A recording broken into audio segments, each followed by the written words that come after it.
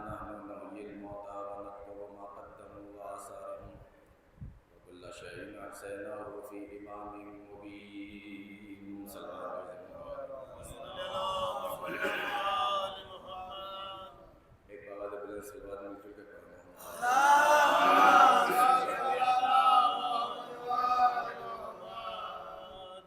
حضرات.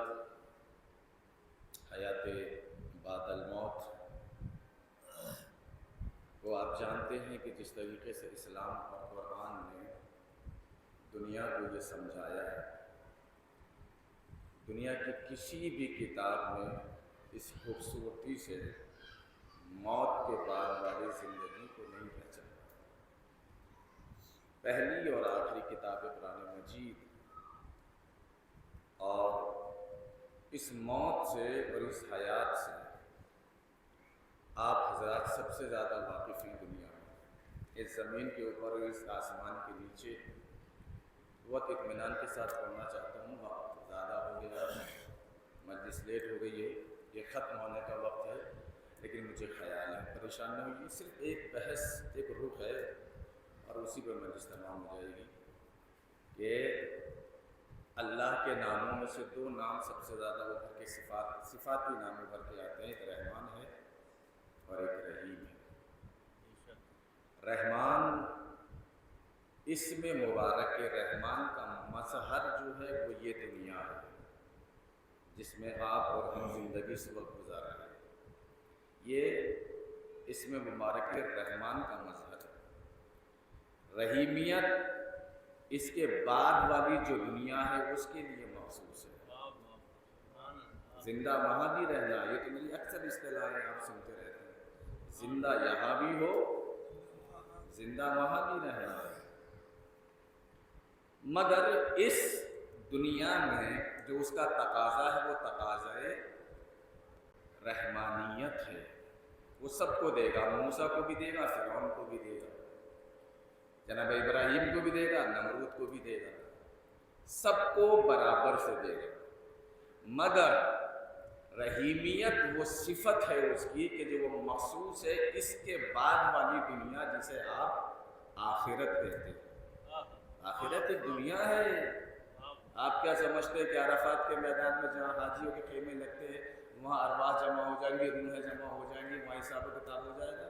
اس دنیا کے بعد میں ایک بے پناہ دنیا ہے جسے عالم برزخ کہتے ہیں ہم، جسے عالم مثالی بھی کہا جاتا ہے. بہت چند لوگ ہوں گے کہ عالم برزخ کا دوسرا نام کیا ہے؟ عالم مثالی. یہ عالم اجسام ہے، وہ عالم عالم مثالی ہے جسے آپ عالم برزخ کہتے ہیں. اس دنیا کے بالکل پیچھے ہے وہ دنیا جو ہمیں نظر نہیں آ رہی ہے، جو ہمیں نظر نہیں آ رہی ہے. سائنس میں اور اسلام میں، سائنس میں اور قرآن میں، دیکھیں یہ بہت ہزاروں کے مجموعے کا ٹاپک ہے، مگر کیا کروں، میری مجبوری یہ ہے کہ میں جلدی سے پڑھی ہوئی معنی سے ریپیٹ نہیں کرتا. یہ میری مجبوری ہے. آپ یہ سمجھتے ہوں گے کہ یہ اپنے علم کی دھونس جماتے ہیں نئی نئی منی سے پڑھ کے. ایسا کچھ نہیں ہے، ایسا کچھ نہیں ہے، کوئی دھونس نہیں جما رہا ہوں میں. مگر چونکہ تسلسل کے ساتھ میں پچھلی مجلس سے اس سے پہلے مجلس پڑھی، ایک رخ ہے اور عبادت تمام کے لیے دیتا ہوں، توجہ دیجیے گا. سائنس کے بطن سے جو ٹیکنالوجی ایجاد ہوتی ہے، جنم لیتی ہے، سائنس اور ٹیکنالوجی کیا ایجاد کرتی، کیا ہے مجھے بتائیے؟ وہ صرف اس چیز کا اقرار کرتی ہے کہ جو سورج کی روشنی جسے دکھا رہی ہے. توجہ ہے، بھرپور توجہ چاہتا ہوں، جیسے چاہے سن لیجئے گا. سائنس صرف اس کا اقرار کر رہی ہے جسے سورج کی روشنی روشن کر رہی ہے، بس. جسے سورج کی روشنی جسے روشن نہیں کر رہی ہے یا سورج وہاں تک نہیں پہنچ پا رہا ہے، میں کیا کہہ رہا ہوں، توجہ ہے، اس کا اقرار نہیں کرتی ہے سائنس. ہمیں دونوں کو ساتھ لے کے چلنا ہے، سائنسی ضرورت کو بھی اور قرآنی ضرورت کو بھی. کیا کہہ رہا ہوں، سائنسی ضرورت کو بھی. دیکھیے یہ عالم طبیعت ہے. عالم طبیعت سمجھ رہے ہیں آپ؟ اسے عالم طبیعت کہا جاتا ہے. ایک ہوتا ہے ما فوق الطبیعت، عالم طبیعت سے اوپر. توجہ دیجیے گا. ایک ہے، دو نظریے ہیں اس کائنات کو دیکھنے کے، ایک سائنسی نظریہ اور ایک قرآنی نظریہ. سائنسی نظریہ جو ہے، سائنس جو ہے صرف فزیکل اینگل سے دیکھتی ہے اس دنیا کو. ایک ہوتا ہے میٹا فزیکل اینگل، اس اینگل سے جو دیکھتا ہے وہ اسے اسلام دیکھتا ہے. میں کیا کہہ رہا ہوں؟ جس کو دنیا نے چھوٹا سا مذہب سمجھ لیا کہ صاحب یہ تو مولوی مولانا لوگ ہیں، تو نماز روزوں کی باتیں کرتے ہیں، ان کے ہاں کہاں فزکس ہے، کہاں کیمسٹری ہے، کہاں بایولوجی ہے. ابھی آپ نے مجھ جیسے ادنا طالب علم کو دیکھا ہے، ذرا نظر اٹھائیے سرزمین ایران اور عراق کے اوپر وہ لوگ ہیں کہ جنہوں نے فزکس کے اندر اور میتھمیٹکس کے اندر جن لوگوں نے پی ایچ ڈی کر رکھی ہے. آپ کیا سمجھتے ہیں دین کو؟ تماشا ہے کیا دین؟ قرآن کے تماشا ہے؟ مولوی کو کیا ایک تاخ کا گڈا بنایا ہے اسلام نے کہ صاحب آپ محراب کے اندر کھڑے رہو، بس اس کے آگے تمہاری دنیا نہیں ہے؟ یہ کوتا نظری ہے، چھوٹی نگاہیں ہیں. اس سے اسلام کو دنیا نے دیکھا اور چیزوں کو دیکھا، ایسا کچھ نہیں ہے. آپ دیکھیے فلسفہ، سب سے زیادہ کام ہمارے علماء نے فلسفے میں کیا ہے. اگر اسی طریقے سے پڑھتا رہوں گا تو بات بڑھ جائے گی. توجہ ہے، مگر توجہ دیجیے گا. سورج کی روشنی جس کو روشن کر رہی ہے، سائنس اس کا اقرار کرتی ہے، اور جہاں تک سورج کی روشنی پہنچی نہیں یا پہنچتی نہیں اس کا انکار کرتی ہے. ایک قدم اسلام نے آگے بڑھایا، کہا کہ دیکھو، توجہ چاہتا ہوں مجھے گرامی، یہ اجرام سماویہ جو ہے، یہ چاند، سورج، سیارے، ستارے، ان کو روشن کرتا ہے چاند. سورج پوری کائنات کے اجرام سماویہ جتنے بھی ہیں سب کو روشن کرتا ہے. ستاروں پہ کس کی رمق ہے؟ سورج کی. چاند پہ کس کا عکس ہے؟ سورج کا. سیارے اور ستارے کس کی وجہ سے دمک رہے ہیں؟ سورج سے. یہ پورے اجرام سماویہ مرہون منت ہے سورج کے. میں کیا کہہ رہا ہوں؟ تو سورج وہی دکھائے گا کہ جس پہ سورج کا عکس پڑ رہا ہے. اور پوری دنیا کے جتنے بھی اجرام سماویہ سب مرہون منت ہیں سورج کے. میں کیا کہہ رہا ہوں بھائی؟ مگر سورج خود جس کے نور سے روشن ہے، سورج خود جس نور کا مرہون منت ہے، اسلام اس کے لیے آگے بڑھ کے کہتا ہے کہ جہاں تمہاری نگاہیں نہیں جا رہی ہے وہ بھی کوئی عالم ہے. صلوات پڑھیں مل جل کے محمد والے محمد پر. ایک حیدری صلوات پڑھیں مل جل کے محمد والے محمد پر. اتنا آسان نہیں ہے حیات بعد الموت کو سمجھ لینا. آخر سخت ہے، سخت ہے. موت کے بعد زندگی کا یقین سخت ہے. ورنہ آپ کیا اور میں کیا، کتنی میں نے روح پہ بحث کی آپ لوگوں کے سامنے.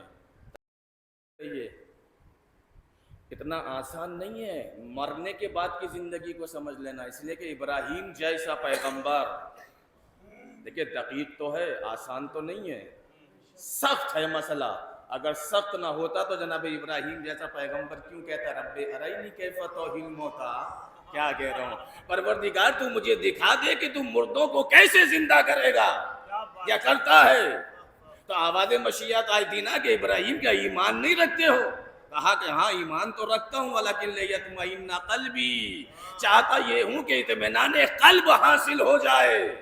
ارے کون کہہ رہا ہے؟ کس سے کہہ رہا ہے؟ ایک اولو العزم نبی ہے، ایک بڑا رسول ہے جو نبی بھی ہے رسول بھی ہے، خلت کے درجے پہ بھی فائز ہے، کسی حد تک امامت بھی قرآن سے ثابت ہے. ایسا نبی کہہ رہا ہے کہ کیسے زندہ کرے گا؟ ایمان کے ہوتے ہوئے سوال ہونا اس بات کی دلیل ہے کہ مرنے کے بعد کی زندگی سمجھنا آسان نہیں ہے. آسان نہیں ہے. ورنہ ابراہیم جیسا پیغمبر اس بات کو کہہ رہا کہ کیسے زندہ کرے گا. دیجیے گا آیت کا ترجمہ کرنے جا رہا ہوں. آیتیں بدلتی رہتی، موضوع میرا وہی ہے. انا نحن نحیی الموتی، قرآن مجید کے سورہ مبارک یاسین کی یہ دھڑکتی ہوئی آیت ہے. اب کیا کروں میں؟ اس سے زیادہ کیا کہہ سکتا ہوں؟ قرآن مجید کا دل ہے نا سورہ مبارک یاسین. تو قرآن کے دل کی دھڑکتی ہوئی آیت ہے یہ جو میں نے پڑھی آپ کے سامنے ہے. انا نحن نحیی الموتى، کیا کیف ہے، کیا آہنگ ہے. افسوس کہ مجھ طریقے سے اس مجلس کو ڈھال نہیں سکتا، چونکہ اس کے لیے سماعتیں چاہیے، بیدار چاہیے اور کثیر تعداد میں چاہیے. مگر سن لیجئے آپ، جب انا کہہ دیا تھا تو مولانا نحنو کہنے کی کیا ضرورت تھی؟ اسی پہ پڑھوں تو پوری مجلس نکل جائے کہ انا ہے تو نحنو کیوں ہے، نحنو ہے تو انا کی ترکیب ہے. دیکھ رہے ہیں آپ قرآن مجید کی، ہم ہیں ہم کہ جو مردوں کو زندہ کرتے ہیں. آ گئی نا بات وہیں پر. زندہ کرتے ہیں یا زندہ رکھتے ہیں، کیا ترجمہ کرو گے؟ یہ ایک بحث الگ ہے. اہدنا الصراط المستقیم، صراط مستقیم پر قائم رکھ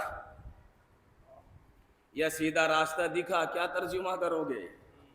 کیا کہہ رہا ہوں بھائی، دیکھیں یہ میں گرام کے دو طرح کی گرامر ہے. ایک زبان کی گرامر ہوتی ہے جسے نحو کہتے ہیں، ایک قانون کی گرامر ہوتی ہے جسے علم اصول فقہ کہتے ہیں، جورسپروڈنس کہتے ہیں. وہ اپنی گرامر الگ ہے. یہ زبان کی گرامر ہے. انا نحن نحیی الموتى، ہم ہیں ہم کہ جو مردوں کو زندہ کرتے ہیں. یہ ہما ہمی دیکھ رہے ہیں آپ، اس کی تمہید کے لیے بڑا ٹائم چاہیے، مگر آپ کے ذہن پر بھروسہ کرتے ہوئے جملہ دے رہا ہوں. کیوں کہا اللہ نے کہ ہم ہیں ہم؟ ایک ہی رک دوں گا. تفصیل سے جو پڑھتا ہوں یا پڑھ چکا ہوں وہ سب تو اس وقت دہرانا مقصود نہیں ہے. یہ کیوں کہ اللہ نے کہہ دیتا کہ میں ہوں کہ جو مردوں کو زندہ کرتا ہوں، تو کیا مسلمان انکار کر دیتے اس کی قدرت سے کہ تو مردوں کو زندہ نہیں کرتا؟ یہ ہما ہمی کا لہجہ کیوں استعمال کیا کہ ہم ہیں ہم کہ جو مردوں کو زندہ کرتے ہیں؟ ہاں، ایک کی بھی ترکیب ہے. یہی ماہ مبارک رمضان. پڑھ لیجئے کیا ہے وہ، انا انزلناہ فی لیلۃ القدر، کہ ہم نے اس قرآن کو شب قدر میں نازل کیا. بات تمام ہو گئی. یہاں تو نہیں کہہ رہا کہ ہم ہیں ہم کہ جس نے قرآن کو شب قدر میں نازل کیا، نہیں ہے نا. بس ایک ہی تو انا ہے، وہ مقام افتخار کہ جس کے لیے پیغمبر کے لیے اللہ نے کہا تھا کہ انا اعطیناک الکوثر. جتنے خاموش رہو گے آیت کے ٹکڑے ہی پڑھتا رہوں گا، نتیجہ کچھ نہیں دوں گا. انا اعطیناک الکوثر، کہ حبیب ہم نے تمہیں کوثر عطا کیا. یہاں بھی انا نحن نحیی الموتى، یہاں ڈبل کیوں کہا؟ اور بھی جگہ بہت سارے ارشاد ہے کہ قرآن کے لیے کہا کہ ہم ہی نے اس قرآن کو نازل کیا اور ہم اس کی حفاظت کریں گے. یہ متوجہ رہیے گا آپ. مگر یہ ہما ہمی کیوں ہے؟ انا نحن نحیی، ارے کیف اٹھایا کریں بھائی. ہم ہیں ہم کہ جو مردوں کو زندہ کرتے ہیں.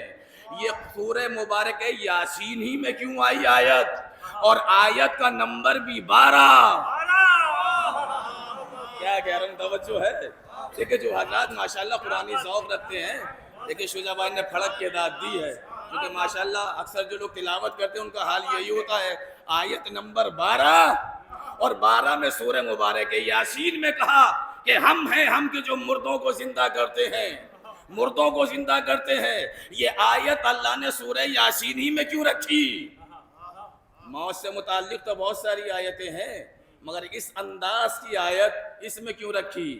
کیونکہ اللہ نے اسے مستحب قرار دیا ہے کہ جب کسی کا دم ٹوٹ رہا ہو تو دم ٹہرانے کے لیے، کہ تاکہ دم ٹہر جائے، اس کے سرانے بیٹھ کے پڑھو. اور وہ عالم وہ ہوتا ہے کہ جب انسان اس دنیا سے رشتہ توڑ رہا ہوتا ہے اور دوسری دنیا سے رشتہ جڑ رہا ہوتا ہے. ارے کیا کہہ رہا ہوں میں آپ کے سامنے بھائی، ہے نا. یعنی ایک دنیا چھوڑ رہا ہے اور دوسری دنیا سے رشتہ جوڑ رہا ہے. اس عالم میں کیا ہوتا ہے؟ اولاد برابر میں کھڑی ہوتی ہے، کفی افسوس ملتی ہے، روتی ہے. رشتہ دار ہیں، کچھ کر نہیں سکتے. عزیز ہیں، خاندان والے ہیں، انسان کا دم اکھڑ رہا ہے، کچھ کر نہیں سکتے. ایسے میں اللہ نے کہا کہ اس کے سرانے بیٹھ کے یہ سورہ پڑھو، اور جب یہ آیت اس کے کان میں جائے گی کہ ہم ہیں ہم، اس کا مطلب ہے کہ مرنے والے گھبرانا نہیں، اگر تجھے یہ چھوڑنا ہے تو ہم تو ہیں. صلوات پڑھیں مل جل کے محمد والے محمد پر. آسان ہے کیا؟ قسم خدا کی کیا کریم ہے وہ پروردگار. کہا کہ اگر یہ رشتہ چھوڑ رہے ہیں تو ہم تو ہیں، تو نے ہمیں تو دیکھا ہی نہیں. ارے ہم ہیں، گھبرانا نہیں، مرنے والے گھبرانا نہیں، ہم وہ ہیں کہ جو مردوں کو زندہ کرتے ہیں۔ یا جملہ دے دوں کہ تو نے اس رب کا کلمہ ہی نہیں پڑھا ہے کہ جو زندوں کو مردہ کرتا ہے، تو نے اس کا کلمہ پڑھا ہے جو مردوں کو زندہ کرتا ہے۔ صلوات پڑھیں مجھے کہ محمد وآل محمد پر ہے۔ دیکھیے یہ آیت بھی حیات بعد الموت پہ استدلال کرتی ہے۔ ہاں ہے زندگی، زندگی ہے زندگی اس کے بعد، اطمینان رکھو، یقین رکھو۔ اب وہ جملے تو نہیں سب دہرا سکتا، مگر چونکہ رب کے لیے آپ کا جسم ختم ہو جائے گا، آپ بقا کے لیے ہو، آپ ہمیشہ ہمیشہ رہنے کے لیے ہو۔ آخر تم یہ دیکھو کہ زندگی کس نے دی ہے؟ حی و قیوم نے دی ہے۔ لوگ سرسری طور کے اوپر خدا کے صفاتوں پر نظر ڈال کے گزر جاتے ہیں، کیا قیامت ہے، کیا ستم ظریفی ہے۔ خدا کا حق اتنا ہی ہے کہ اسے رحمان کہہ دیا اور رحیم کہہ دیا، لا زمانی کہہ دیا، لا مکانی کہہ دیا، اس کا حق ادا ہو گیا۔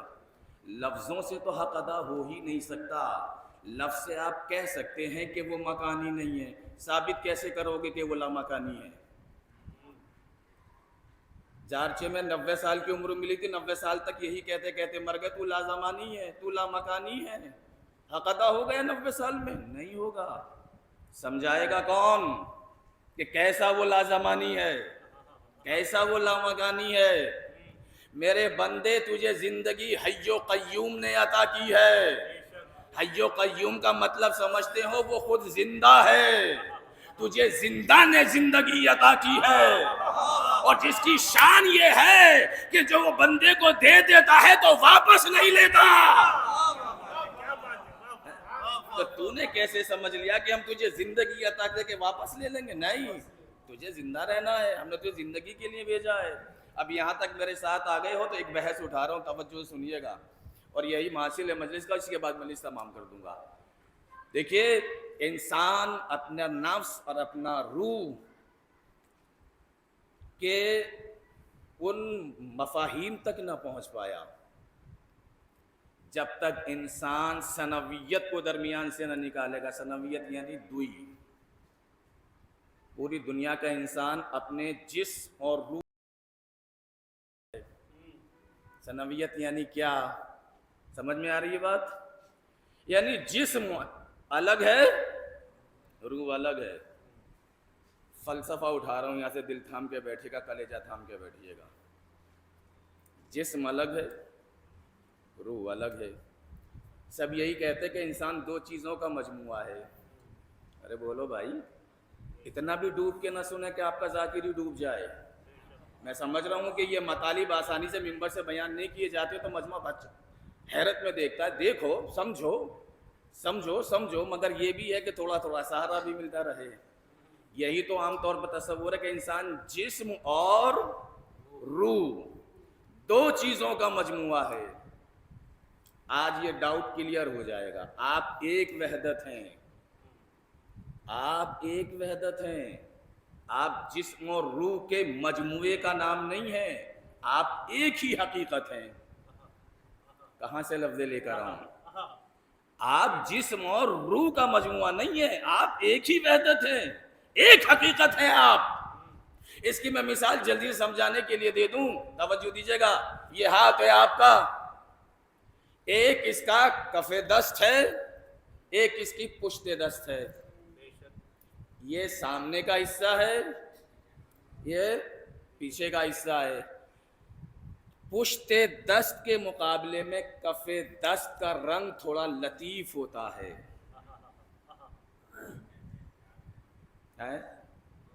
یہ حصہ جو ہے یہ تھوڑا صاف ہوتا ہے، اور اس کے مقابلے پر یہ تھوڑا سا کثیف الگ رنگ کا ہوتا ہے۔ مجھے بتائیے، پشت دست اور کف دست کے اندر کوئی ہاتھ ملا ہوا ہے دوسرا؟ نہیں ہے نا، ایک ہی ہے نا۔ کیا کہہ رہا ہوں؟ بے وقوفی ہوگا کوئی آپ کے اس ہاتھ کو دو کہہ دے۔ یہ دو نہیں ہے، یہ ایک ہے۔ اندر جو ہے لطیف ہے، باہر جو ہے وہ کثیف ہے۔ یہی آپ کے جسم اور روح کا کمال اللہ نے رکھا ہے۔ اندر والا جو معاملہ ہے وہ روح ہے، باہر والا جو ہے وہ جسم ہے۔ صلوات پڑھیں مل جو کہ محمد والے محمد پر۔ یہ سمجھ میں آ رہی ہے بات ہے؟ آئیں گی سمجھ میں؟ بالکل آئیں گی. یہ جسم ہے یہ کثیف ہے، اندر جو ہے باطن وہ ہے لطیف، وہ ہے آپ کی روح. تو جب یہ دو نہیں ہے انشاءاللہ سمجھ میں تو آ ہی گیا ہوگا یہ مرحلہ. آگے بڑھیے، ایک فلسفے کلاس کی مثال دے دوں تاکہ اور سمجھ لیں آپ جلدی سے کہ روح اور جسم نہیں ہے. آئنسٹائن کے آنے سے پہلے، جہاں تک آواز جا رہی ہے، چونکہ اسٹوڈنٹس بھی ہوتے ہیں مجلس میں، گھروں پہ لیٹ کے بھی سنتے ہیں کچھ لوگ، توجہ ہے، ذکر حسین کا صدقہ ہے، ثواب تو ملے گا مگر یہاں کا ثواب جو ہے اس سے محروم رہ جاتی ہے پبلک. آئنسٹائن جب تک دنیا میں نہیں آئے تھے یا آئے تھے تو اس منزل تک نہیں پہنچے تھے، تو آئنسٹائن کے آنے سے پہلے بھی ایک ہی مغالطہ تھا. ٹائم اینڈ اسپیس میں بحث تھی. ٹائم اینڈ اسپیس، جگہ اور وقت.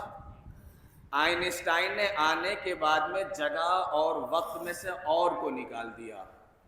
اس کے بعد سے آج تک کوئی ٹائم اینڈ اسپیس نہیں کہتا، سب کہتے ہیں ٹائم اسپیس. کیا کہہ رہا ہوں بھائی؟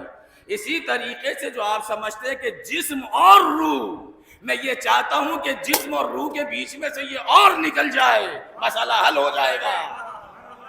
کیا کہہ رہا ہوں بھائی؟ توجہ ہے. یہ جسم اور روح کے بیچ میں سے یہ اور اگر نکل جائے تو مسئلہ حل ہو جائے گا. جسم آپ کا ظاہر ہے، روح آپ کی باطن ہے. تو موت ظاہر کو آئے گی، باطن تو موت کا ذائقہ چکھ کے نکل جائے گا. کیا کہہ رہا ہوں؟ توجہ ہے. موت کا ذائقہ چکھ کے نفس تو نکل جائے گا، روح تو نکل جائے گی. تو یہ دو نہیں ہے، ایک ہے. اب اس کو سمجھانے کے لیے صفحے اول کے فلسفی جناب ملا صدرہ کا حوالہ دے رہا ہوں. نام یاد رکھیے گا، لکھ لیجئے گا، بھول نہ جائیے گا. جناب ملا صدرہ صفحے اول کے فلسفیوں میں سے گزریں گے. الحمدللہ ان کے مفسر پتہ ہے کون ہیں جنہوں نے ان کی تفسیریں لکھی ہیں؟ علامہ حسین محمد حسین طباطبائی صاحب تفسیر المیزان. علامہ محمد حسین طباطبائی جنہوں نے 20 جلدوں میں تفسیر المیزان لکھی ہے. آیت اللہ العظمیٰ سید آیت اللہ العظمیٰ جوادی آمولی، یہ آیت اللہ لوگ ہیں، فلسفے کی شرح کی ہیں ان لوگوں نے. میں اس لیے تو کہتا ہوں کہ سمجھو کہ دین کیا ہے اور یہ علم دین کیا ہے. سوئیے نہیں، نیند نہیں آنی چاہیے، نیندیں اڑ جانی چاہیے. انہوں نے ملا صدرہ نے ایک تھیوری پیش کی ہے. کیا ہے وہ؟ حرکت جوہریہ، نظریہ حرکت جوہریہ. وہ یہ کہتے ہیں کہ جوہر میں حرکت ہے. اسی سے انہوں نے ثابت، ایک ہی مثال دوں گا بس. مجھے معلوم ہے کہ طبیعتیں ابھی اس طرف مزمحل ہیں اور ابھی ڈھلی نہیں ہے، آہستہ آہستہ ڈھل جائیں گی. اگر آتا رہا انشاءاللہ تو آپ میرے مزاج سے واقف ہو جائیں گے. چھولس والے تو محروم ہو گئے ہم سے ہمیشہ ہمیشہ کے لیے جب تک میں زندہ ہوں. سال بھر سے زیادہ ہو گیا، 1.5 سال ہو گیا ممبر پہ نہیں آ رہا میں چھولس کے. اس لیے کہ چھولس والے کہتے ہیں کہ آپ کی زبان بڑی سخت ہو گئی ہے. سخت ہو گئی ہے، جیسا موضوع ویسی زبان. حیات بادل موت کا موضوع بھی کوئی ایسا ہے کہ آپ کو ایسے الفاظوں میں سنایا جائے کہ نالی پہ کھڑا ہوا بچہ بھی سمجھ لے. کیا طریقہ ہے، کیا سوچ ہے، ماشاءاللہ کیا فکر ہے ماشاءاللہ.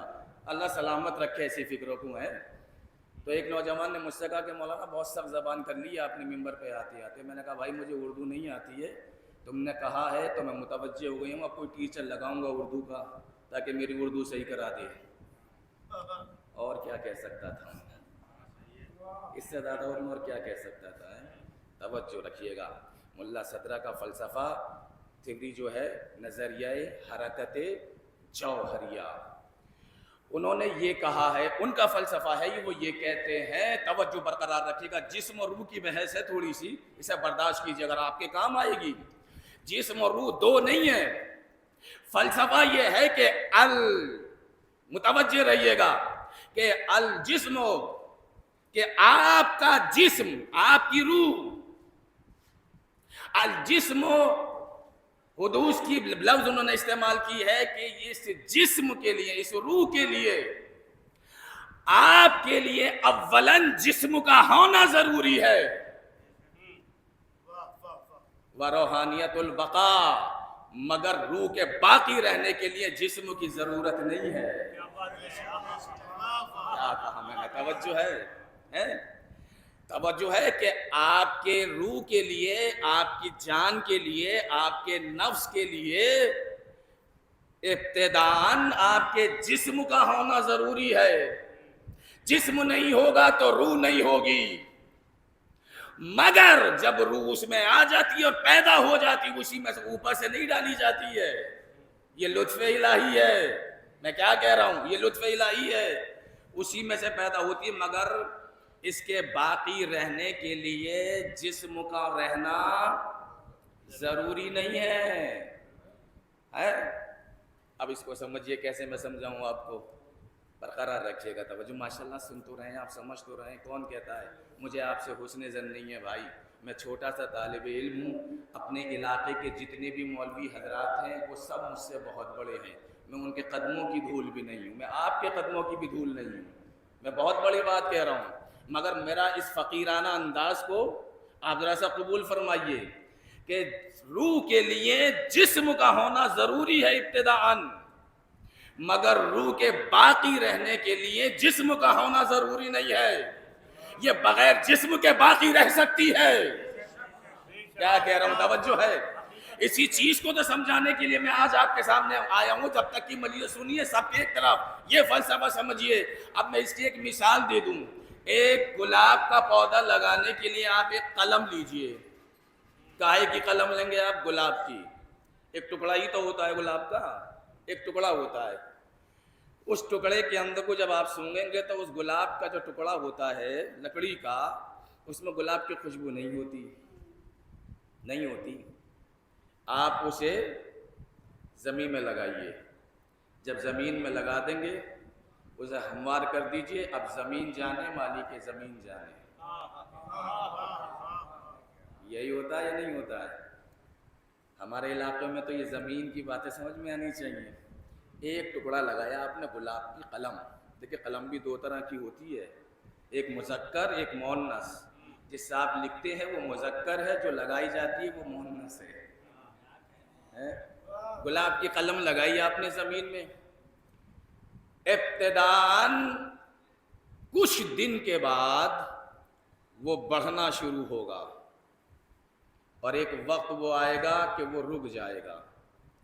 جب رک جائے گا تو اس کے کانٹوں میں بھی گلاب کی خوشبو نہیں ہے. ابھی اس کی ٹہنی میں بھی گلاب کی خوشبو نہیں ہے.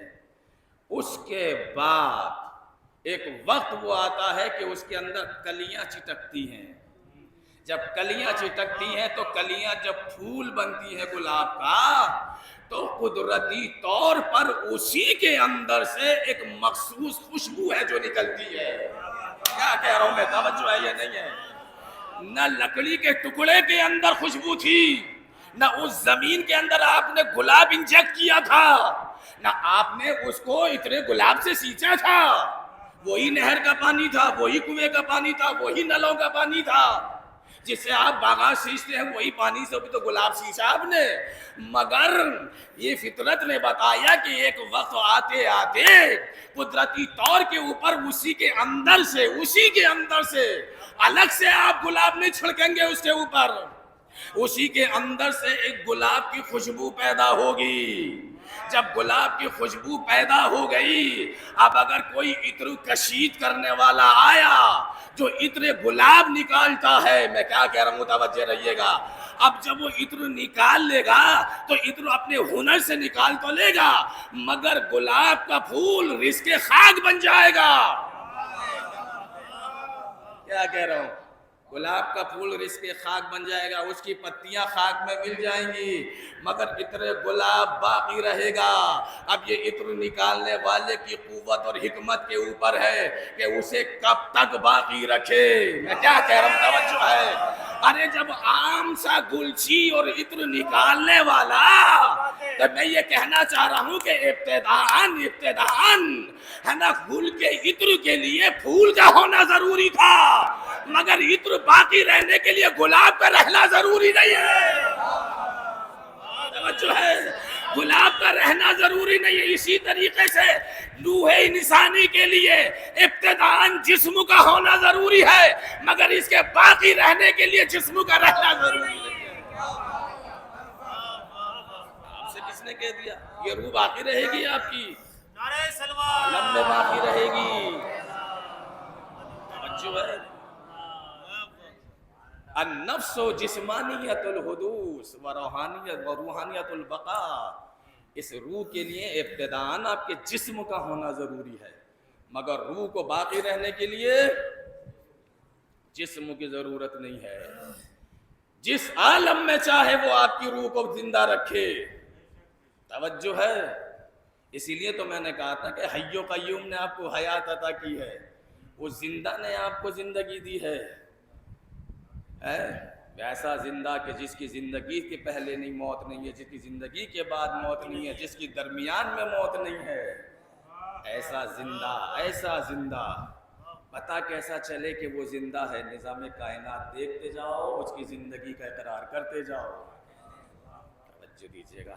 अब यहाँ तक आ गए हैं, बस समझ लिया, वरना मुल्ला सदरा कहाँ से उठा के मैं जारचे में ले आया उन्हें, और आपने माशाल्लाह देखिए बर्दाश्त किया, सुना, बस हो गई मजलिस कामयाब। ज़रूरी थोड़ी है कि मैं वही जो है कन्वेंशनल आइडियाज़ को बेस बना के मजलिस पढ़ के चला जाऊँ, आप भी खुश और मैं भी खुश और नारे हैदरी। नहीं, ये चीज़ें समझना ज़रूरी है। ठीक है, मुतवज्जे रहिएगा। अब यहाँ से एक चीज़ और सुनिए आप, रूह आपकी बाकी रहेगी, क्योंकि अल्लाह ने कहा है कि यसअलूनका अनिर रूह कुल रूह मिन अम्रि रब्बी, कि मेरे हबीब ये लोग आपसे रूह के बारे में सवाल करते हैं तो आप इनसे कह दीजिए कि रूह तो मेरे रब के अम्र से है। अब ये अम्र इलाही कौन समझेगा? मुतवज्जे रहिए।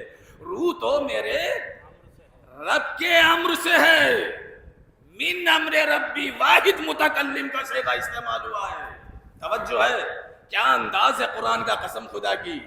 रूह मिन अम्रे रब्बी, आप इनसे कहिए कि रूह तो मेरे रब के अम्र से है, मेरे रब के अम्र से, किसी और के रब के अम्र से नहीं है। अब यहाँ कहाँ तक आपको लेके चलो? एक चीज बता दूं आपको, इन्ना नहनु नौहिल मौता में जो बात है कि हम हैं, हम के जो मुर्दों को जिंदा करते हैं, और बकिया अभी आयत पे बोलने का तफसीर नहीं है, मौका भी नहीं है, खत्म हो गया वक्त। तवज्जो है, बस एक बात पेश करना चाहता हूँ, मसाइब सुन लीजिए आप। ये रूह जो बाकी रहेगी, मैंने अभी इब्तिदा में आपके सामने बात की है कि इस आलम के बाद एक आलम और है। 3 आलम कम से कम, आज 3 आलम समझ लीजिए, आलम तो बहुत है। एक है आलम ज़मान, एक है आलम दहर, और एक है आलम सरमद।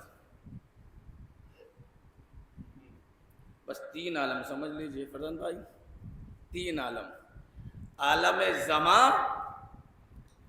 आलम दहर, आलम सरमद। आलम ज़मान कहते हैं इस आलम को, इस दुनिया को जिसमें जारचा छौलस आबाद है। इतनी सख्त बहसें, कितनी छोटी छोटी लफ्ज़ों के साथ समझा रहा हूँ, जिसमें आप ज़िंदगी गुजार रहे हैं, सांस ले रहे हैं, इस जिस्म के साथ, ये है आलम ज़मान। ठीक है, इसके ऊपर एक और आलम है जिसे कहते हैं आलम दहर। सूरह मुबारक दहर की जो पहली आयत और पहला मतला है, आज समझ में आएगा आपको। हल अता अलल इंसान हीनुम मिनद दहर लम यकुन शैअन मज़कूरा, क्या इंसान पे कभी ऐसा वक्त भी गुजरा है कि वो काबिले जिक्र भी न था? तो वो इस दुनिया की बात नहीं कर रहा है, अल्लाह आलम दहर की बात कर रहा है। तवज्जो कीजिएगा, जब 3 आलम है तो आपको 3 तरह के वक्त चाहिए। 3 वक्त भी तो चाहिए। ज़मा यानी वक्त, ज़मा आलम ज़मा, और आलम मकान ये है।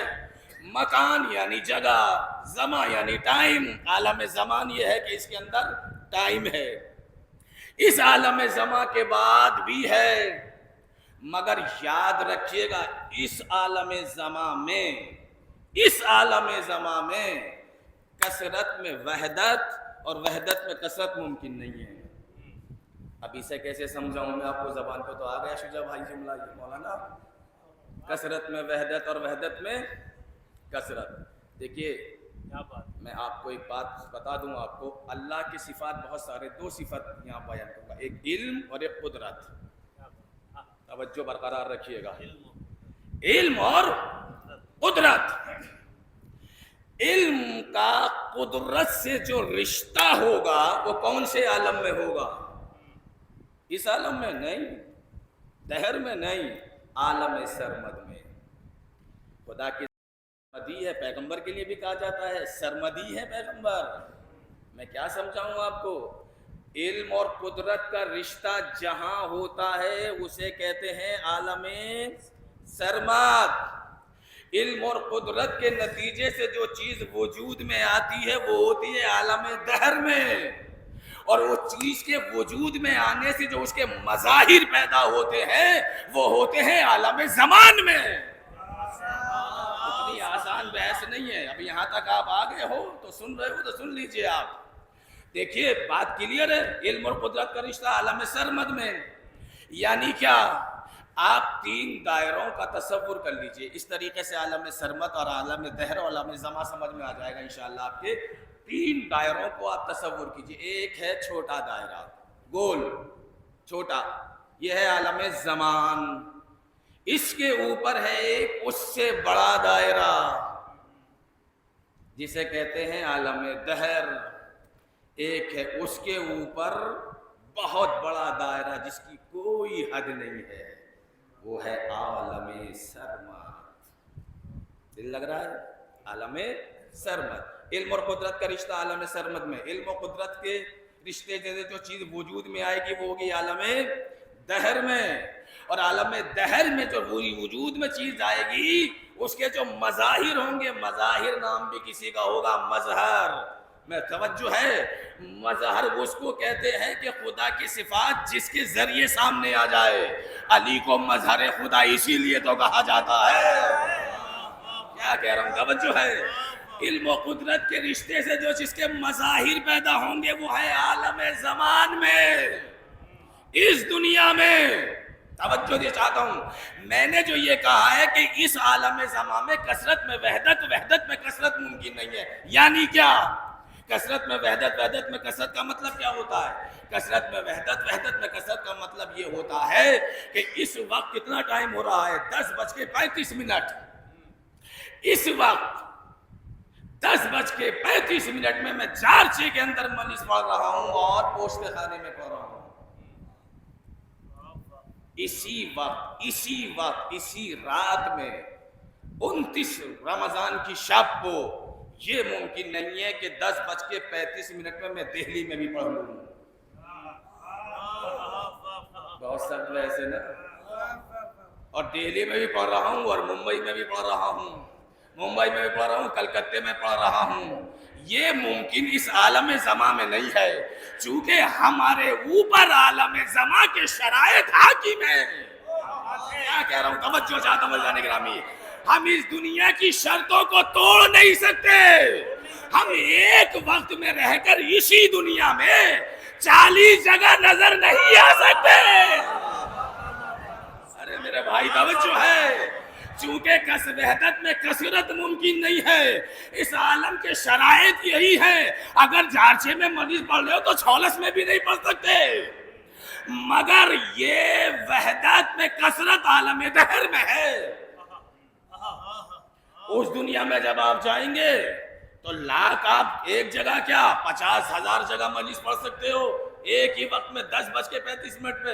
वहां 10:35 नहीं होंगे, चूंकि आलम ज़मा ये है वो नहीं। क्या कह रहा हूं भाई? इसलिए वहां वहदत में कसरत मुमकिन है मगर आलम दहर में मुमकिन है, आलम ज़मा में मुमकिन नहीं है। ये हम जैसे खाकियों के बस की बात नहीं है कि इसी जमीन के ऊपर, इस आसमान के नीचे एक वक्त में कई जगह चले जाए। ये आलम दहर के कमालात है। मगर कुछ हस्तियों ने अगर अरब की सरजमीन पे रहकर, क्या कह रहा हूं? तवज्जो है, आलम दहर के करामात इसी दुनिया में दिखाए हो तो इस बात की दलील है कि उनके ऊपर इस दुनिया के शरायत काम नहीं करेंगे। उन लोगों के ऊपर इस दुनिया के शर्तें लागू नहीं होती, वो तोड़ के आगे निकल जाते हैं। अरे जो आलम दहर के कमालात आलम ज़मा में दिखा दे, अगर वो मौलाए कायनात ना कहलाएगा तो कौन कहलाएगा? صلوات پڑھیں مل جل کے محمد والے محمد پر. توجہ ہے, بہت ساتھ دیا آپ نے بس عزیزان کرام. وہ ہستیاں ہیں, آپ لوگ شیعہ ہیں, سادات ہیں, بچپن سے آپ کو بتا دیا کہ علی معصوم ہے, علی معجزات دکھاتے, اس لیے آپ کی سمجھ میں آ جاتے ہیں. یہ ممکن کیسے ہے کہ اس دنیا کے اندر رہ کے اس دنیا کے کرامات کوئی دکھا دے؟ ممکن ہے, مگر ایسے ممکن ہے. دنیا یوں ہی تو ابھی تک شک میں مبتلا رہی کہ یہ کیسے ہو سکتا تھا کہ علی ایک وقت میں 40 جگہ کیسے چلے گئے. کیا کہہ رہا ہوں بھائی, خوش قسمتی ہے آپ کی کہ ایسے ائمہ سے وابستہ ہیں ہم لوگ, ورنہ دنیا تو اشکال کرتی ہے. شیعہ پاگل ہے کیا؟ دماغ خراب ہے ان لوگوں کا. ہاں ہم دیوانے ہیں.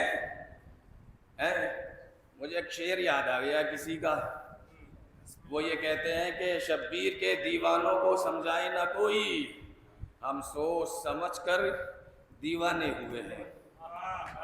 ہم خوب سمجھ سوچ کے دیوانے ہوئے ہیں. اس دیوانگی میں دانائی ہے. توجہ ہے, عالم دہر کے کمالات عالم زمان میں دکھانا. ہم کیوں نہیں دکھا سکتے؟ ہم کیوں نہیں ایک جگہ 40 جگہ جا سکتے؟ یہاں اس لیے نہیں جا سکتے کہ ہم ضعیف الوجود ہیں. کاش یہ جملہ محفوظ رہ جائے. ہم لوگ ضعیف ہیں, کمزور ہیں. یہ مادے کی اور میٹر کی بنیاد کے اوپر ہم لوگ ایسا نہیں کر سکتے, چونکہ ہمارا جسم مادی ہے, جسم خاکی ہے. میں کیا کہہ رہا ہوں, ہمارا وجود کمزور ہے, لہذا عالم دہر کے کمالات عالم زمان میں ہم نہیں دکھا سکتے. مگر جو قوی ہوتے ہیں, جو علی ہوتے ہیں, وہ لوگ عالم دہر کے کمالات یہاں دکھاتے ہیں. اور حیرت کی بات کیا, حیرت کی بات کیا, ایک جگہ کیا 40 جگہ. جب وہ اس دنیا میں رہ کر ایک وقت میں 40 جگہ جا سکتے ہیں, آج تو وہ عالم دہر میں ہے کہ جہاں وحدت میں کثرت ممکن ہے. اب اگر 1 لاکھ جگہ شیعہ پکارے یا علی مدد, یہ فلسفہ ہے. آپ اس چیزوں کو سمجھیے.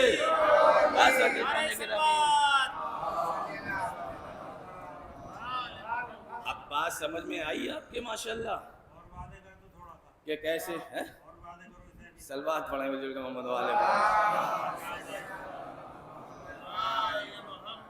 ایک سلوات پڑھتے ہیں بزرگ محمد والے پر. کثرت میں وحدت, وحدت میں کثرت عالم دہر میں ممکن ہے, یہاں نہیں ہے. اب سن لیجئے آپ, ایک روایت ہے. اب روایت تو اس لیے پڑھ رہا ہوں تاکہ اس سے مربوط ہو جائے معاملہ. مولا کائنات نے ایک شخص سے کہا اپنی زندگی میں, اپنی حیات میں, رسول کی دنیا سے پردہ کرنے کے بعد. بہت سارے انٹلیکچوئلز حضرات, پڑھے لکھے دانشور حضرات معجزات کا انکار کر دیتے. اپنی صف کی بات کر رہا ہوں میں, دوسرے کی صف کی نہیں. کیا آپ کی سمجھ ہے ماشاءاللہ, کیا دانشوری ہے, جزاک اللہ. میں کہہ چکا ہوں کہ ایسے ہی دانشور کے اندر سے جانور نکلتا ہے. معجزات کے اوپر شک, کرامات کے اوپر تردد سے کام لے رہے ہیں. توجہ ہے, آپ ان سے کہیے کہ اگر آپ کی سمجھ میں نہیں آتا ہے تو آپ کا کانسیپٹ آف ٹائم کلیئر نہیں ہے. آپ اس عالم زمان کو دیکھ کے بات کر رہے ہیں کہ یہ کیسے ہو سکتا ہے. ابھی اور بھی ہے جو اس کے اوپر عالم دہر اور عالم سرمد ہے. توجہ ہے, جب 3 زمانے ہیں تو 3 ہی تو درکار ہے ہمیں ٹائم.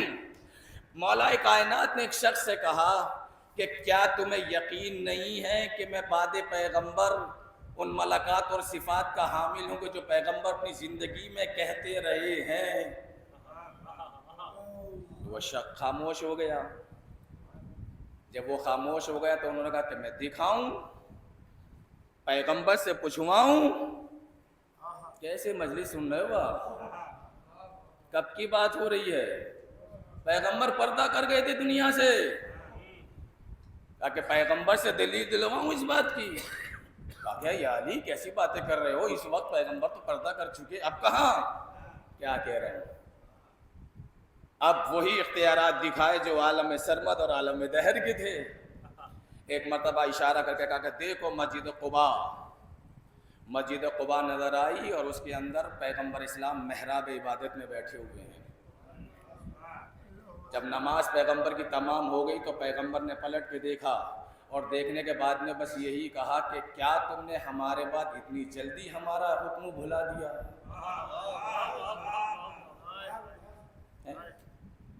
عالم دہر، عالم دہر کی باتیں عالم زماں میں آپ کو حیرت نہیں ہوئی؟ اس لیے نہیں ہوئی چونکہ آپ کا عقیدہ ہے نا. چونکہ اب میں نے یہ کلیئر کر دیا آپ کو کہ عالم زماں کیا اور عالم دہر کیا ہے. اب آپ کو تو اور بولنا چاہیے تھا اس بات کے اوپر. وقت گزر گیا. جب وقت گزر گیا تو وقت آیا امام حسین علیہ السلام کا. امام حسین کے پاس آنے کے بعد میں لوگوں نے کہا کہ یہ ابن رسول اللہ، ہم آپ کے پاس ایک روایت کی تصدیق کے لیے آئے ہیں. امام حسین نے کہا کہ اچھا وہی مسجد قباء والی روایت. کیا کہہ رہا ہوں، توجہ ہے؟ کہا کہ اچھا وہ مسجد قباء والی روایت. کہا کہ قسم خدا کی فرزند رسول ہم اسی لیے آئے. کہا کہ بیٹھو. وہی منظر امام حسین نے دہرایا. کہا کہ دیکھو مسجد قباء کے اندر دیکھا تو پیغمبر اسلام محراب میں. پیغمبر نے پھر مڑ کے کہا کہ ہمارے بعد تم نے اتنی جلدی ہمارا حکم بھلا دیا. روایت یہی نہیں رکی، چھٹے امام تک آئی بات. اب گیپ زیادہ ہو گیا تھا نا. کیا کہہ رہا ہوں بھائی تیسرے امام اور چھٹے امام کا زمانہ فرق ہے. پھر کچھ لوگ آئے کہا کہ فرزند رسول ہم آپ سے ایک روایت کی تصدیق کے لیے آئے ہیں. امام نے کہا کہ وہی مسجد قباء والی. صلوات پڑھے مل جل کے محمد وآل محمد پر.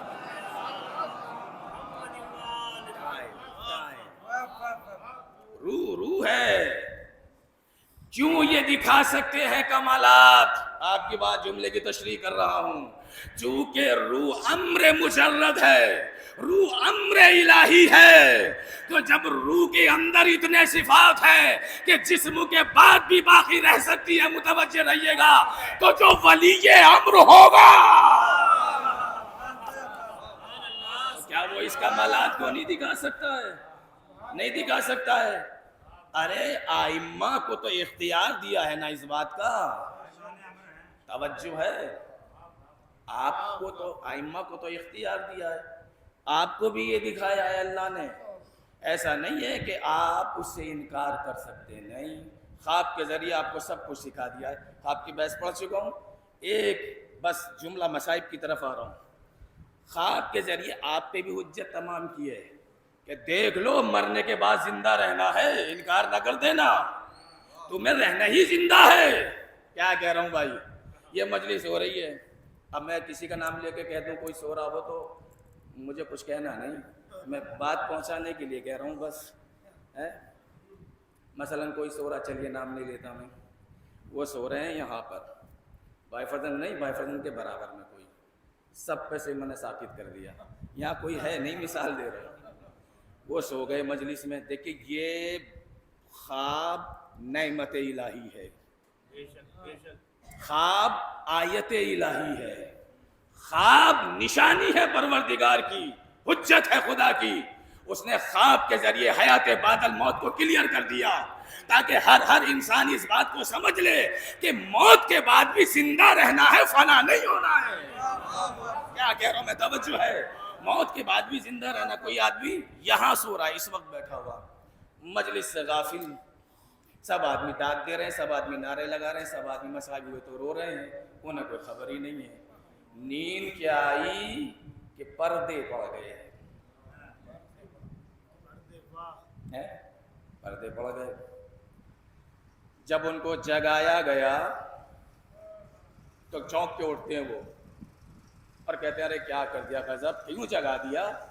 کہ کیا ہوا؟ کہا کہ بہت اچھا خواب دیکھ رہا تھا. دستے ادب جوڑ کے کہہ رہا ہوں، دلوں پہ لکھ لینا ان جملوں کو میرے. میں اس لیے جلدی ان موضوعات کو ڈسکس کر رہا ہوں کہ دنیا کا دامن سمٹنے والا ہے، وڑوار تھرڈ ہونے والی ہے. اگر تھرڈ وڑوار ہو گئی تو یقین مانیے کہ دنیا کا بہت جلد خاتمہ ہونے والا ہے. اور ہمارے لیے تو خوشی کا مقام ہے. ہمارا امام کب تک انتظار کرے گا آخر؟ توجہ ہے؟ کب تک انتظار کرے گا؟ دنیا کا دامن بہت تیزی سے سمجھنے والا ہے، تاکہ مرنے سے پہلے اس حقیقت کو سمجھ جائے دنیا۔ اٹھایا، اٹھانے کے بعد میں کہا کہ بہت اچھا خواب دیکھ رہا تھا۔ کہ کیا دیکھ رہے تھے؟ کہا کہ دیکھ رہا تھا کہ دادا جان ہے، ایک باغ ہے، ایک باغیچہ ہے، بڑا خوبصورت منظر ہے۔ دادا جان سے باتیں ہو رہی تھی۔ دادا جان کب مرے تھے؟ 40 سال پہلے۔ ارے کیا کہہ رہا ہوں بھائی، تھوڑا سا ہے۔ 40 سال پہلے دادا جان کا انتقال ہوا تھا۔ کہا کہ اچھا؟ کہا کہ یہاں مجلس ہو رہی تھی، مجلس سمجھ میں نہیں آ رہی تھی؟ کہا کہ آواز ہی نہیں آ رہی تھی۔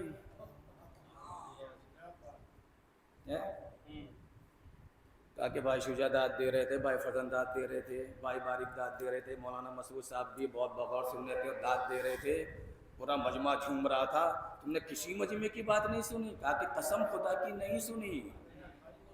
توجہ ہے؟ اور سن کہاں کی؟ اچھا یہ الگ مسئلہ ہے، ایک طرف سن نہیں رہے ہیں مگر سن رہے ہیں۔ کیا کہنا ہے؟ توجہ ہے؟ ایک طرف دیکھ نہیں رہے ہیں مگر دیکھ رہے ہیں۔ یہ کیا ہے؟ یعنی امام بارگاہ میں بیٹھ کے مجلس میں نہیں آ رہے، 40 سال پہلے ہوئے دادا سے ملاقات ہو رہی ہے، ان کو دیکھ رہے ہیں، ان کی باتیں سن رہے ہیں۔ کیا کہہ رہا ہو؟ دادا نے شیرینی پیش کی، اسے کھائی، اس کا ذائقہ بھی زبان کے اوپر رہتا ہے، خواب کے اندر جو کھائی جاتی ہے، اور آپ اٹھ کے کہیں گے کہ ارے اتنا اچھا خواب دیکھ رہا تھا۔ پوری مجلس میں سے کوئی نہیں کہے گا کہ تم جھوٹ بول رہے ہو، کوئی نہیں کہتا، اس لیے کہ انسان اس حقیقت پہ یقین رکھتا ہے کہ خواب کے اندر دیکھا بھی جا سکتا ہے، بولا بھی جا سکتا ہے، بات بھی کی جا سکتی ہے۔ کیا مقصد ہے؟ جسم تو یہی تھا، اس روح کا رشتہ وہاں کیسے ہو گیا؟ ارے کیا کہہ رہا ہوں میں؟ توجہ ہے؟ ارے آپ تو اس دنیا میں ہیں، اس مثالی دنیا میں کیا؟ اللہ یہی سمجھانا چاہ رہا ہے کہ جب آپ سوتے ہو تو سوتے میں دونوں عالم تم میں ملتے ہیں، دونوں عالم ملتے ہیں، عالم دہر ملتا ہے اور عالم زمان ملتا ہے۔ تم نے خواب میں دادا کو دیکھا؟ کہا کہ دیکھا۔ کہا کہ جب مر گئے تو دیکھا کیسے؟ خواب کوئی وہم نہیں ہوتا ہے، کبھی آپ سمجھیں کہ خواب ایک وہم تھا، نہیں، بزرگوں کو دیکھنا وہم نہیں ہوتا، حقیقت ہے، حقیقت ہے۔ منامات میں پوری بحث ہے، میرے پاس کتابیں رکھی ہوئی ہیں خواب کے اوپر۔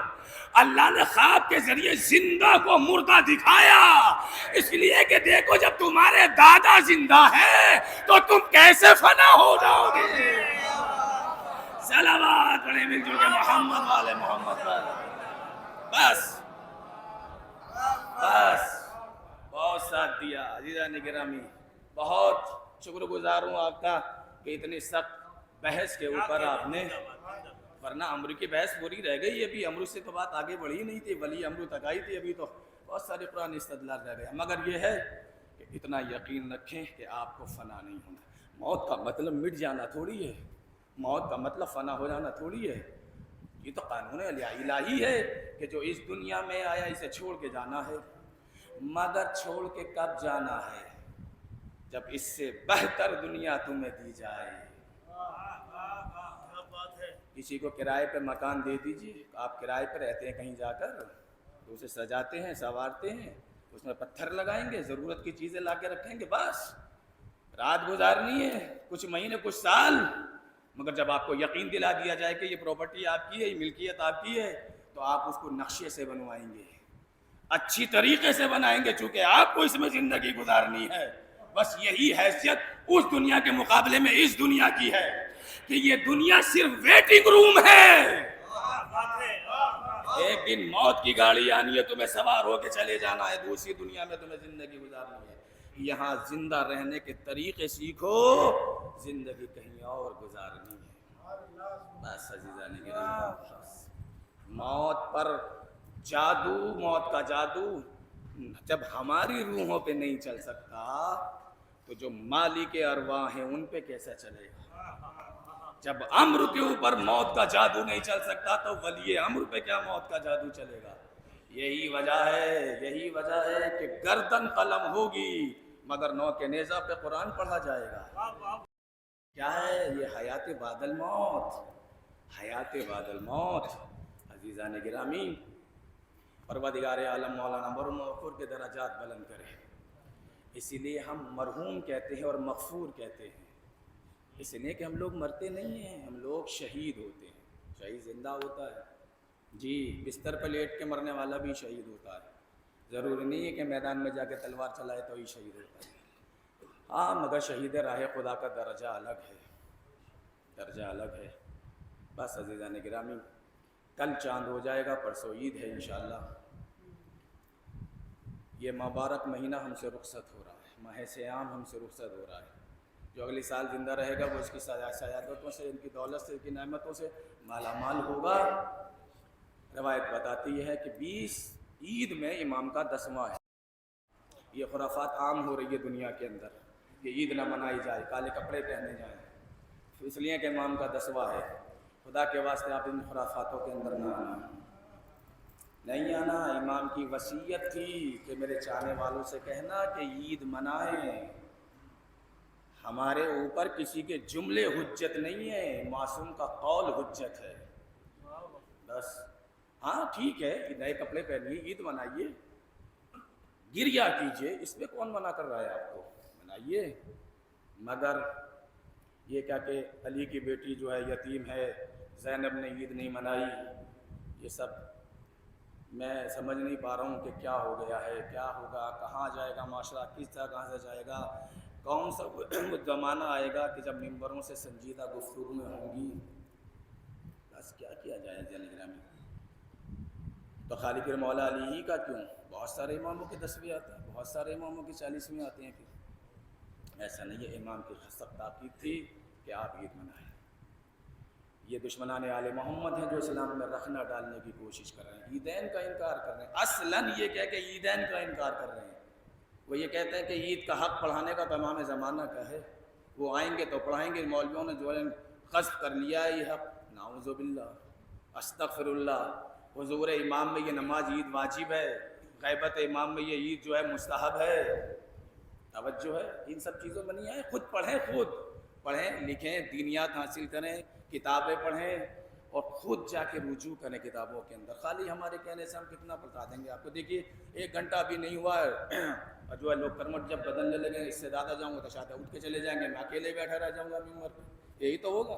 तो मैं इतनी देर में आपको क्या समझाऊँगा, या कोई भी आपको कितना समझाएगा। खुद पढ़ें, दीन पढ़ें। मैं आगे हाथ जोड़ रहा हूँ आपके नौजवानों, कुरान पढ़ो, दीनियात पढ़ो, खुदा के वास्ते उर्दू पढ़ो, इतनी तो पढ़ो कि कम से कम किसी और का ना सही माँ बाप का एहतराम तो बाकी रहे, मोहल्ले का तो एहतराम बाकी रहे। हम ये नहीं कह रहे हैं कि तुम सारे मौलाना बन जाओ, मत बनो मौलाना, कम से कम इतना तो पढ़ लो कि माशरे में कैसे जिया जाता है, कैसे मरा जाता है। सब आले मोहम्मद तुम्हें सिखा के गए हैं।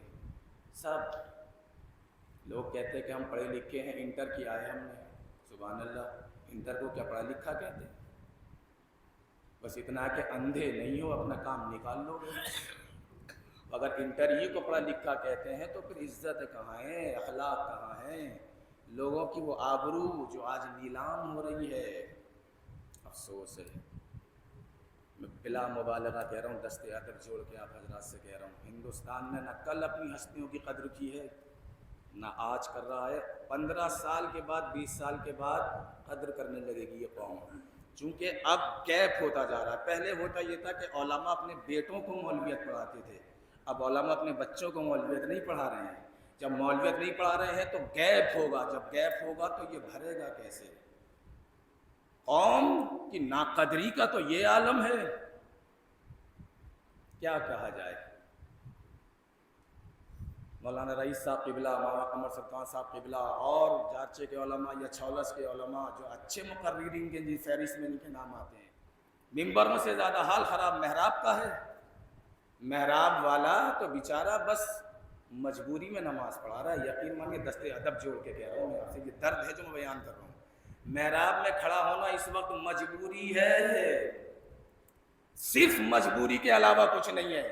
किसी को शौक़ नहीं है महराब में खड़े होकर नमाज़ पढ़ाने का, मगर क्या किया जाए। महराब में और मिंबर में बस इतना फ़र्क है कि मिंबर वाला सा थोड़ा सा एक कपड़ा ज़्यादा पहन लेता है, एक रोटी अच्छी ज़्यादा खा लेता है, बस ورنہ ہندوستان کے اندر خطابت بھی صرف مزدوری ہے، اس سے زیادہ کچھ نہیں۔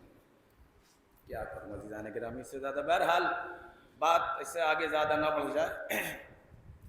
یقین مانیں، آپ علماء کی قدر کریں، اپنی ہستیوں کی قدر کرنا جانیں، پڑھیں لکھیں، ڈاکٹر بنیں، انجینئر بنیں، وکیل بنیں، ججز بنیں، جو بننا ہے بنیں، اعلیٰ سطح پہ جا کے بنیں، پڑھائیں۔ ہمارے یہاں کا کیا ہوا ہے، 3 نسلیں صوفے کے اندر چلی گئیں۔ جب 3 نسلیں صوفے میں چلی گئیں تو دین اور دینیات اور اسلام اور مدرسہ، محراب اور منبر، کیا وہ رہ جائے گا؟ کیا مجلسیں سمجھ میں آئیں گی بھائی؟ آج کل نوجوانوں کے سروں سے جو میٹر اتر جا رہے ہیں، یہ جملے اتر جا رہے ہیں، وہ اسی کا تو نتیجہ ہے۔ جب پڑھیں گے لکھیں نہیں تو مجلسیں کہاں سے سمجھ میں آ رہی ہیں؟ ہونا یہ چاہیے تھا ایک نسل کماتی، دوسری نسل کو پڑھاتی، اور اسی میں پڑھ لکھنے کے بعد آگے MA BA کرنے کے بعد میں جاؤ، فرنیچر ہی میں جاؤ، مگر پڑھ لکھ کے تو جاؤ۔ یہ دہاڑیاں کب تک لگاؤ گے؟ کیا تمہیں اپنے شو روم نہیں کھولنے ہیں؟ کیا آپ کو جا کے انگلش میں باتیں نہیں کرنی ہے، انگریزی میں باتیں نہیں کرنی ہے؟ پڑھو لکھو، اس معیار پہ جا کے کماؤ۔ جب دیکھو معاشرہ کیسے گلزار بنتا ہے، بس میں کما لوں، میں کھا لوں، میرے بچے پل جائیں، دوسرے کے بچے پھانسی پہ چڑھ جائیں، یہ کب تک چلتا رہے گا؟ آل محمد کا نہیں ہے۔ شب شہادت رمضان 21 رمضان مولا کائنات نے کہا تھا کہ حسن میرے بعد دیکھو یتیموں سے دست بردار نہ ہونا، یتیموں کا خیال رکھنا، یتیموں کا خیال رکھنا، یتیموں کا خیال رکھنا۔ دیکھو کوفے کے اندر جب کوئی یتیم بچے تھے تو مولا علی نے ان سے وصیت کی تھی کہ تمہیں کوئی یتیم کہے تو تم یہ کہنا کہ ہمارے باپ کا نام علی ہے، ہم یتیم نہیں ہیں۔ ایسا یتیم پرور علی کی شہادت کے بعد جب لوگوں کے گھروں میں چولہے نہیں جلے اور بچے بھوکے پیاسے گھروں سے بے تحاشا دروازے کھول کے بھاگے، جب پتہ چلا کہ وہ کریم علی تھا جو رات کو ہمارے دروازوں پہ روٹیاں رکھ کے جاتا تھا، جو ہمارے گھر کے اوپر کھانے پہنچا کے جاتا تھا۔ اللہ اکبر، یتیم پروری کا خیال کریں، یتیم پروری کا خیال کریں، خدا کے واسطے مظلوموں کی حمایت میں کھڑے ہوں، ظالموں کے خلاف محاذ پر کھڑے ہو جائیں۔ یہ علی کی وصیتوں میں سے آخری وصیت ہے۔ روایت بتاتی یہ ہے کہ مولا جب شب شہادت آئی ہے، جب شب شہادت آئی ہے نا مولا علی کی، تو مولا علی کے باہر دروازے پر حجر بن عدی اور مولا کے چاہنے والے کھڑے تھے، وہی حجر بن عدی جن کے داعش والوں نے IS والوں نے قبر اکھاڑ کے پھینک دی تھی، وہی حجر بن عدی رات کا ایک حصہ ڈھل چکا تھا۔ مولا نے اندر بلایا، قنات لگا دی گئی، قنات کے پیچھے علی کی بیٹیاں، قنات کے باہر علی کے چاہنے والے، انشاءاللہ روتے ہوئے اٹھیں گے آپ، عید بھی تو آ رہی ہے نا، مولا کو پرسہ دینا ہے۔ تاریخ بتاتی ہے کہ ایک مرتبہ حجر آئے، پڑھانے کے بعد بیٹھ گئے، وقت زیادہ ہو گیا، میں 40 منٹ پڑھنے کے لیے بیٹھا تھا، معافی چاہتا ہوں آپ حضرات سے، مجھے معاف کر دینا، روایت پوری کرنے دیجیے۔ حجر بن عدی آ کے بیٹھے اور حجر بن عدی نے مولا کا مرثیہ سنایا، کہا کہ مولا میں نے آپ کا مرثیہ کہا ہے، آپ کی چیخیں نکل جانی چاہیے تھی، آپ وہاں تک پہنچ ہی نہیں پائے، مرثیہ بعد شہادت لکھا جاتا ہے نا۔ حجر بن عدی زندگی میں مولا کا مرثیہ سنا رہے ہیں، مولا نے مرثیہ سنا، اور مرثیہ سننے کے بعد میں کہا حجر اللہ تمہیں اس کی جزائے خیر دے، کہا کہ مولا میں نے دوسرا مرثیہ لکھا ہے، دوسرا مرثیہ سنایا، جب 3 مرثیے متواتر سنائے تو امام نے کہا کہ حجر اس محبت میں، ہماری محبت میں تمہیں قتل کیا جائے گا۔ حجر بن عدی نے شکر کا سجدہ ادا کیا کہ مولا اس سے اچھی موت کیا ہوگی جو علی کی محبت میں موت آئے۔ تاریخ بتاتی یہ ہے کہ ایک مرتبہ جب مولا نے کہا کہ میرے چاہنے والوں اب آخری حصہ رہ گیا ہے، میں اپنی بیٹیوں سے کچھ راز و نیاز کرنا چاہتا ہوں، جاؤ خدا حافظ و ناصر، دیکھو میرے چاہنے والوں علی سے قیامت کے دن ملاقات ہوگی۔ علی کا یہ جملہ نکلنا تھا زبان سے کہ خیمے کے قنات کے پیچھے سے بچیوں کے رونے کی آواز، علی نے ایک مرتبہ چاہنے والوں کو روک کے کہا کہ دیکھو آج سن 40 ہجری ہے تو میری بیٹیاں کوفے میں ہیں، ارے ایک بار یہ 61 ہجری میں لوٹ کے آئیں گی، تم میں سے کوئی زندہ ہو تو انہیں چادریں دے دینا۔ اللہ اکبر، میری بچیوں کا خیال رکھنا، تاریخ بتاتی یہ ہے کہ ایک مرتبہ عزت طلاق ہٹی، علی کی بیٹیاں آگے بڑھی، زینب نے بابا کے گردن میں باہیں ڈال دی، ام کلثوم نے سینے پہ سر رکھ دیا، حسن و حسین بابا سے لپٹ گئے۔ ایک مرتبہ جناب ام البنین آگے بڑھی۔ یہ تمام روایتیں آپ سنتے رہتے ہیں، یقیناً آپ نے سنی ہوگی۔ روایتیں بتاتی یہ ہے کہ زینب کو بلایا اور بلانے کے بعد میں ایک صندوق منگایا جس میں سے ایک چادر نکالی، زینب کے سر پہ ڈالی اور کہا کہ بیٹی ذرا میرے قریب آ جاؤ۔ زینب قریب آئی، کہا کہ اور قریب آؤ۔ زینب تھوڑا اور قریب آئی، اتنی قریب آئی کہ علی کے لب اور زینب کے بازو مل گئے۔ علی نے زینب کے بازوؤں کو چومنا شروع کیا۔ زینب نے بڑی حیرت سے پوچھا بابا اس سے پہلے تو کبھی اتنی محبت سے پیش آتے، محبت نہ کرتے دیکھا۔ کہا کہ بیٹی جو علی کی نگاہیں دیکھ رہی ہے ایک دن یہی بازو ہوگا، ریسمان ظلم ہوگی۔ اللہ اکبر، مجلس تمام ہو رہی ہے۔ کہا کہ بابا میرا عباس جیسا بھائی ہے۔ کہا کہ زینب یہ سب بعد شہادت ہوگا۔ ایک مرتبہ علی نے وصیت کرنے کے بعد میں بیٹی سے وعدے لینا شروع کی، انشاءاللہ یہی مجلس تمام ہو جائے گی۔ کہا کہ زینب میں تم سے کچھ وعدے لینا چاہتا ہوں۔ کہا کہ بابا فرمائیے۔ کہا کہ بیٹی دیکھو میرے پاس زمانہ ہے، کروٹیں بدلنے والا ہے، دیکھو علی اکبر شہید ہوگا، اس کے برچھی لگے گی، بیٹا مجھ سے وعدہ کرو تم کربلا میں رہو گی، صبر کرو گی، بد دعا تو نہ کرو گی۔ کہا کہ اچھا بابا میں صبر کروں گی، بد دعا نہ کروں گی۔ کہا کہ قاسم کا بدن کربلا کی ریگزار میں بکھر جائے گا۔ کہا کہ بیٹا سے صبر کرو گی، بد دعا تو نہ کرو گی۔ علی اصغر کا گلا چھیدا جائے گا، عباس کے بازو قلم ہوں گے۔ کہا کہ بابا میں صبر کروں گی۔ روایت یہ بتاتی ہے کہ ہر بات میں علی کی بیٹی نے کہا کہ میں صبر کروں گی۔ ایک مرتبہ علی کی آنکھیں بند ہونے لگی، زینب نے بابا کا شانہ ہلایا، کہا کہ بابا سارے وعدے مجھ سے لے لیے، آپ بھی تو وعدہ کیجئے۔ کہا کہ بیٹی تم کیا وعدہ لینا چاہتی ہو؟ کہا کہ بابا جب کربلا گزر جائے گی، خیموں میں آگ لگائی جائے گی، اگر میں مدد کے لیے بلاؤں گی تو آؤ گے نا؟ کہا کہ ہاں بیٹی میں مدد کے لیے آ جاؤں گا۔ اللہ اکبر، 40 ہجری گزر گئی، 61 ہجری آئی، کربلا ہو گئی، علی اکبر شہید ہو گئے، عباس کے بازو قلم، قاسم کا بدن ٹکڑے ہو گیا، مگر ہر شہید پر زینب نے صبر کیا، بابا کو مدد کے لیے نہیں بلایا۔ تاریخ گواہ ہے یہ کہ زینب پہ قیامتیں گزر گئی مگر زینب نے بابا کو نہیں بلایا۔ شاید علی سے انتظار میں ہو کہ کب زینب مجھے مدد کے لیے بلائے اور کب میں آؤں۔ تاریخ بتاتی ہے جب خیموں میں آگ لگ چکی اور علی کی بیٹی نے بابا کو مدد کے لیے نہیں بلایا، رات کا سناٹا بڑھا، ایک سوال پیدا ہوا، زینب نے سمجھا کہ شاید یہ کوئی فوج ہے جو لوٹنے کے لیے آ رہی ہے۔ کہا کہ دیکھو ہمارے چھوٹے چھوٹے بچے ابھی سوئے ہیں، اگر لوٹنے کا ارادہ ہے تو صبح میں آنا۔ مگر وہ سوار نہ رکا، بڑی تیزی سے آگے بڑھا، علی کی بیٹی نے لجام فرش پہ ہاتھ ڈال دیا، کہا کہ ارے عباس کی بہن، علی کی بیٹی تجھ سے خطاب کر رہی ہے، تو ہے کہ بڑھتا چلا رہا ہے۔ ایک مرتبہ آنے والے نے نقاب الٹ دی، کہا کہ زینب نے تیرا بابا تیرے صبر پہ علی کا سلام، ارے صبح سے انتظار کر رہا تھا کہ کب تو مجھے مدد کے لیے بلائے، مگر تو نے نہ بلایا تو میں خود آ گیا۔ زینب نے بڑھ کے گردن میں باہیں ڈال دی، بابا بھیا مارا گیا، خیموں میں آگ لگا دی گئی، ہمیں اسیر کر لیا گیا۔ انا للہ و انا الیہ راجعون، رضا بقضائہ و تسلیم علیہ۔ آپ حضرات سے آخر میں التماس ہے کہ مرتبہ سورہ حمدی مرتبہ سورہ اخلاص کی تلاوت فرما کر مولانا محمود جعفر ابن مولانا ظہیر عباس صاحب قبلہ مرحوم کی روح سال کریں۔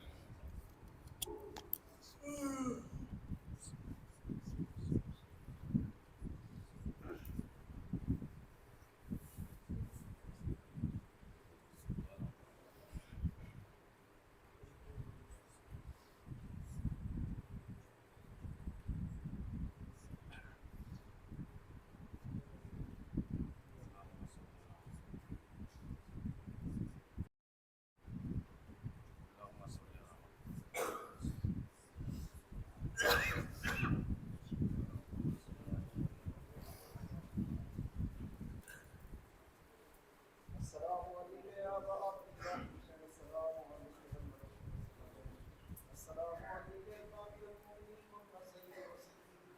السلام علیکم ورحمۃ اللہ وبرکاتہ.